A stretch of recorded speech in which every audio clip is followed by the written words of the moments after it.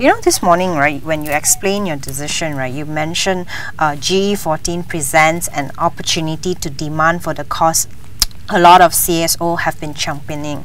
Why do you think that there's actually an opportunity? Do you know something that, you know, especially with the upcoming election? Yeah, I guess that GE14 is a combination of all the frustration that we have been going through for the past maybe 5 to 6 years. People are frustrated now. The system doesn't seem to be changing. When we voice out, we either get arrested or harassed or threatened or beaten up. So G14 is a collection of all the frustration. So now the decision is, do you as voters, or does any Malaysians wants to use GE14 to make a change? And I think that that is a good opportunity for us to participate now to make that change happen. You know, but you know what many of us will be feeling now is a lot of people are very jaded. You know, there are even some people who talk about having, like, you know, to cast spoiled vote. So what do you think about it, and how, you know, especially in this kind of sentiment, right, why do you think that it's actually a good opportunity? Casting a spoiled vote is also making a decision. It's a protest vote. Okay. I see. So it can be absorbed into the system, because in other countries that gets absorbed into the system. In India, they call it none of the above, nota. So you can actually say you disagree with all the candidates or political parties, and this is I actually mark this none of the above, and that's a protest. So, but we need to capture people's voice in GE14, and this voice, and we have that power to strengthen that voice by saying that, you know, this GE14, we really want change. Instead of feeling frustrated, instead of complaining about the system, about, you know, things are not clean and on the streets and all that, turn that into a positive action and vote. So you think that we shouldn't cast a spoiled vote? I certainly don't agree with spoiled vote, but the system can absorb spoiled vote as a protest. But why spoil your vote when you can actually make a decision? Because you have that power to make that decision. Whether you want to change and not complain anymore, or you want to continue complaining by not turning up to even vote. So I think GE14 would be a deciding time for Malaysians. You see, if you look at the elections 2008, why is it that we are able to, that suddenly Barisan Nasional was denied a 2/3 majority? And that's because people came out and made a decision to vote and turn the election results just like that. Nobody expected 2008 results. 5 states fell, and then you actually denied the Barisan Nasional 2/3 majority. Then 2013, of course, you have 2 states, but the popular vote for the opposition increased. And it showed the incumbent government in a bad light, because you don't have the popular vote, but because of gerrymandering and malapportionment, you won the election. So can we not see GE14 as making another step towards another change? Surprise us, because I think I have a strong belief in people that they can surprise us. Ever optimistic. Yes, this is like the same feeling that I got from interviewing you the last time. Yes, of course. But you know, but this round we have the delineation. It's gonna, you know, it's gonna be pushed through this month as we speak. The delineation will always be there. Because the very fact is that the EC has ignored all court cases that Bersih has put forward, and they are going to go ahead. But the way to counter the delineation and all this cheating is really to turn out and vote. And we need more than 80% voters turnout to vote for change. Okay. Yeah. I think this morning, right, during your announcement, that your press release, what really caught my eyes was the term new politics. Right. I think maybe you're here now. Can you just care to explain to us what is this new politics that you are referring to? I guess that, you know, the new politics is really to be more accountable, transparent, and these are the very difficult things to do. Yeah, being transparent means you declare your assets. Yeah. For example, when the 1MDB case came up, there were a lot of concerns over the amount of money that flows out. Illicit money that has been flowing out, money laundering and all kinds of excessive spending. So if you are talking about the new politics, really, then we would have had an open trial on it, where evidences are presented and people are given answers, and not a situation where answers are kept away from us. So that would be something new, very difficult to do, but it's doable. The other one is that I have always believed in the power of the people, and the new politics would be actually empowering people to say that actually you can make a decision. Don't wait until 5 years you go to the ballot box to make your decision. You can still make a decision, because I remember when I got involved with the residents in PJ Selatan, eventually we got the mayor to resign much earlier. Yeah, and that is because the Residents Association started questioning the budget, questioning the way things are being spent, questioning the development projects in Petaling Jaya, and started exposing, the irregularities, until the mayor had to explain all these dubious projects and all that. And eventually the residents actually won, because the mayor had to give way, although he eventually became the mayor, but within a week or so he had to resign. So that is the power of the people, and that is the kind of politics I like to see coming, where bottom up actually makes changes. And the other thing is that,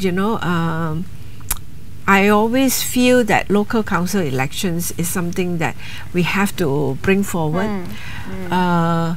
It is definitely not quite a new politics, but it is a very difficult politics to implement, because there is a lot of resistance. But the importance of local council election is really that you want to tell people you can choose your local, up to your local representative, and you have the power to actually do it, and you can actually hold the representative accountable, because you are the one who voted.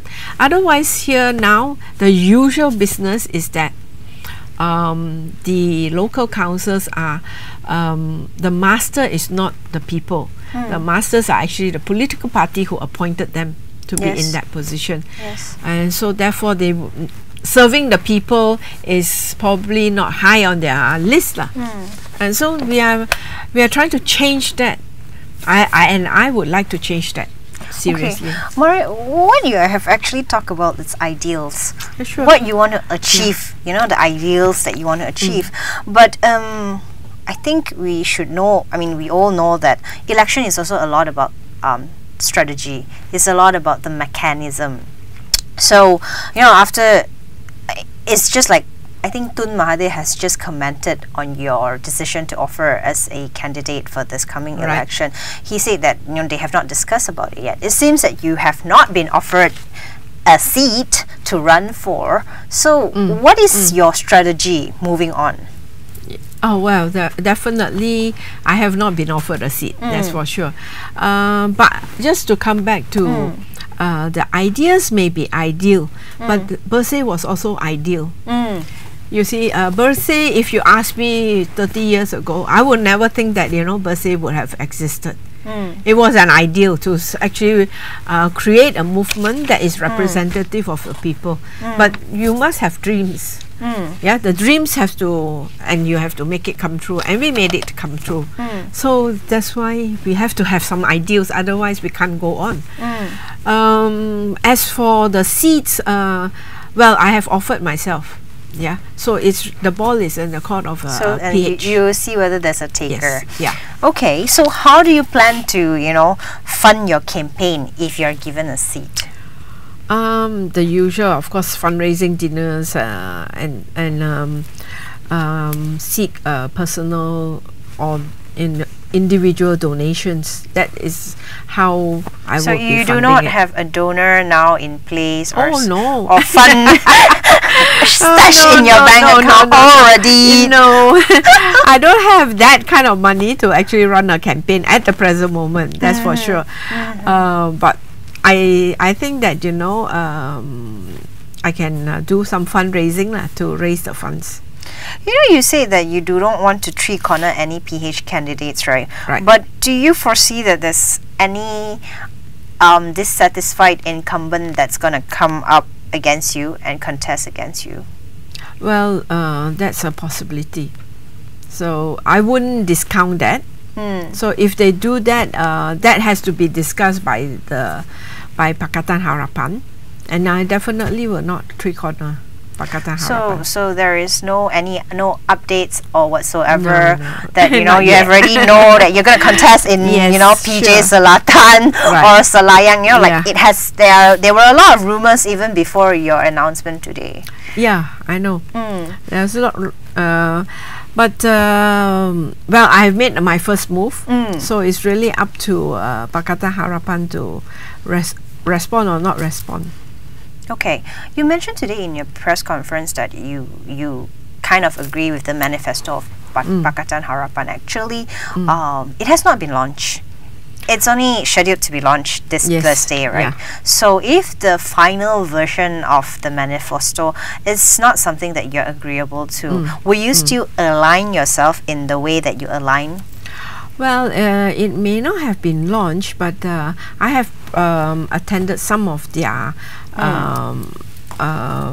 manifesto discussion, especially in relation to the electoral reform. They have actually called Bersih to give an input. And they have actually looked at Bersih's documents and all that and adopted quite a lot of it. So I don't think the manifesto will be too far. And if you look at the 15 points that they launched, those 15 points are reasonable for me. Yeah. Okay. So if there's a case like, you know, in future, right, after you're being elected as an MP, will you fully support everything that the Pakatan Harapan stands or their policy? Is it like a total support and, like, you know, you're not going to oppose? Well, it's not a blind support lah.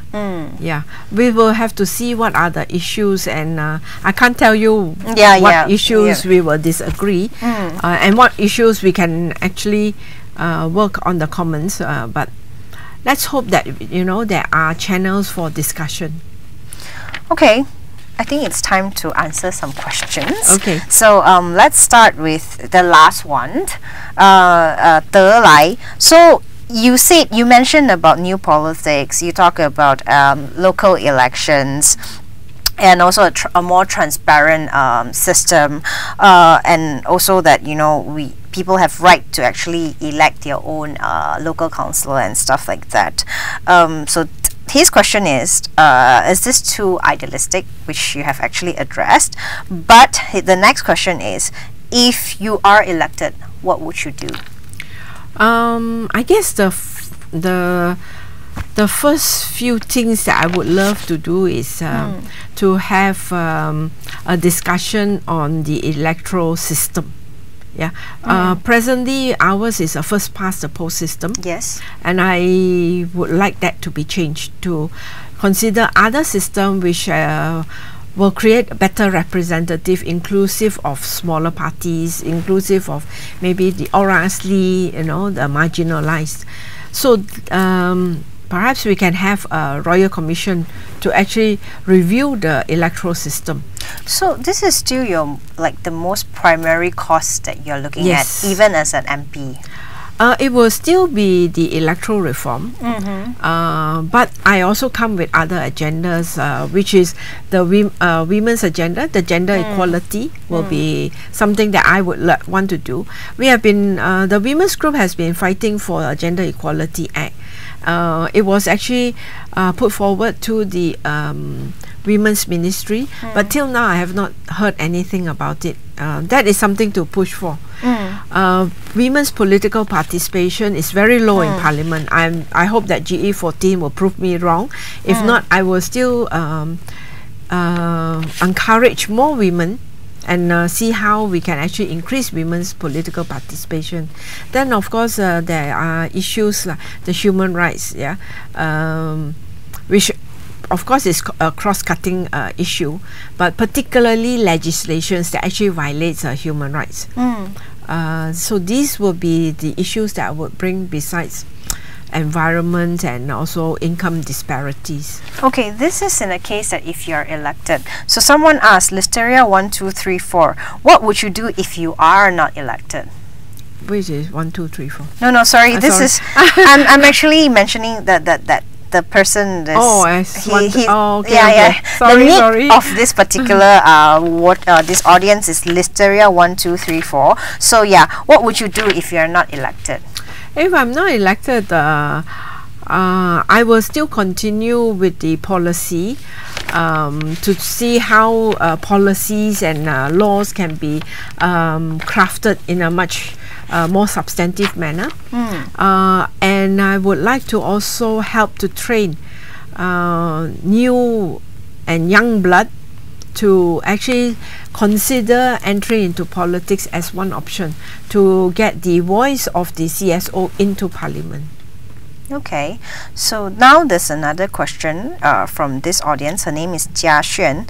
Is if you discovered, just now I asked you whether it's going to be like a total full support of Pakatan Harapan, right? So now it's sort of like a follow-up. If you discover that there's an issue or a problem with the Pakatan Harapan, what would you do? Or maybe perhaps now you have already discovered some problems within Pakatan Harapan. The problems will, well, I will have to deal with it. But I hope that, you know, if I do get elected as a parliamentarian, we would be able to set up a committee to actually discuss about issues. So then you mitigate some of these differences. And to also bring in the civil society into some of these committees to start discussing about gender equality bill. To start talking about how do we push for local council elections. These are the issues that the subcommittees between the CSO and also the parliamentarians can actually have, and I hope that we will talk about it, and if any differences we can iron out and see that, you know, we do have a common cause. Okay, so do you see any problem now existing within Pakatan Harapan? Now I guess that there may be some resistance over the local council elections, but let's cross the bridge when it comes. Okay. All right. Then this is the last question that we have now. It's from an audience. Her name is Kat. So you are actually gonna contest as an independent under the flag of any party within PH. So how do you actually maintain your impartiality? Well, I wouldn't be impartial because I would be PH friendly. So independent means that I'm not a party person, but I would still be following very closely to the Pakatan Harapan's policies and also their manifesto. So it's not totally impartial also. I'm taking a stand to say that, you know, I would support Pakatan Harapan, and if there's any differences, I hope that we can actually talk about it. Okay, talk about it. Okay, how like the Pakatan Harapan that right? How open are they to discussions? So far, but that is because I'm talking from that time. From a Bersih point of view, they have actually engaged us quite a lot. We work particularly, for example, the redelineation. I must say that the opposition has actually put their 100, if not 101% effort into trying to see how we could actually stop the redelineation, because we found that it has actually violated the constitution. So for me, that actually showed that they are willing to actually work together with CSO, and we could actually sit in the same room to discuss about the cases on the redelineation. So the potential is there. Okay. Yeah. Okay.